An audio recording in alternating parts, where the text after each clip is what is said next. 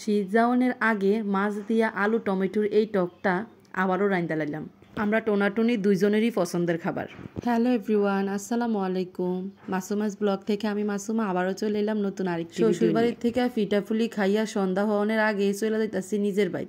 আর সন্ধ্যার আগ মুহূর্তে গ্রামের এই প্রকৃতিটা যে কি সুন্দর লাগতেছে সেটা কইয়া বুঝাইতে পারতাম না। গ্রাম মানেই একটা মায়া। যাই হোক, এই মায়া ভরা প্রকৃতি দেখতে দেখতে চলে এলাম নিজের বাড়ি। আর আইতে আইতে সন্ধ্যা হইয়া গেছে। টুনাটুনি বাইতে চিন্তা করতেছি রাইতের খাবারে কি রান্ধন যায়। পরে তেমন কোনো সবজিও আসিল না, আছে শুধু আলু আর মাছ, সেটা তো ঘরে থায়ে। তো চিন্তা করলাম 2 আলু ফ্রেমির লেগে কি রান্ধন। আর আমার জামাইরে যদি আলু সিদ্ধ কইরেও দেই, আমার জামাইয়ের কাছে ভালো লাগে। বুঝেন আলু রাইন্দা দিলে হের কাছে কিরম লাগবো। যাই হোক, চিন্তা করলাম আলু দিয়া মাছ দিয়ে রাইন্দাম, কিন্তু সেইটা হবে টক। একদম বেশি করে টমেটো দিয়ে এই তরকারিটা আমি রান্ধি। শীতের নতুন আলু লগে টমেটো, ধনিয়া পাতা, কাঁচামরিচ সব মিলে এই তরকারিটা যদি আপনি রান্ধেন একদম সবার পছন্দ তো আর এক না। তবে আমার এই টুনাটুনির ছোট্ট সংসারে রেসিপির কোনো শেষ নাই, কারণ ওই যে টোক ধরার কেউ নাই। এই ছোট্ট সংসারে শুধু আমিই রান্ধি না, আমার জামাইও রান্ধে। আমার জামাইয়ের যে কোনো রেসিপি আমার কাছে ভাল লাগে, আমার রেসিপিও আমার জামাইয়ের কাছে ভাল লাগে। যত আজগুবি রেসিপি আছে সবকিছুই এই টুনাটুনির সংসারে পাইবেন।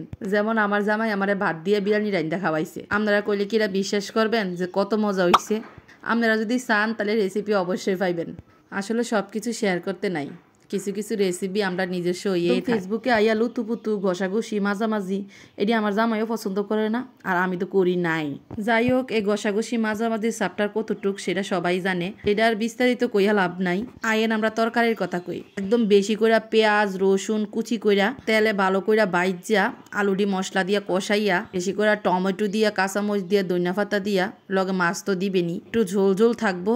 কি যে মজা লাগে এই তরকারিটা রাইন্দালান, আর খাইয়া কইয়েন কিরম লাগে। আমার তো কষ্ট লাগতেছে এই বাইবা, সিদ্ধ জাগিতাছে আর গরম আইতাছে।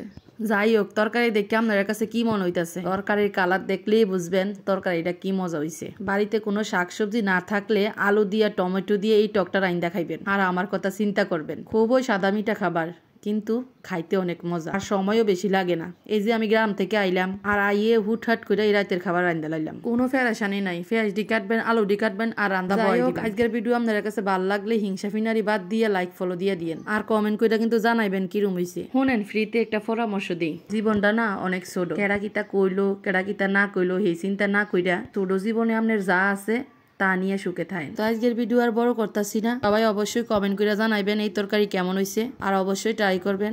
তো সবাই ভালো থাকবেন, সুস্থ থাকবেন, আর আমরা লেগে দোয়া করবেন। আজকের মতো টাটা, বাই বাই, আল্লাহ হাফিজ।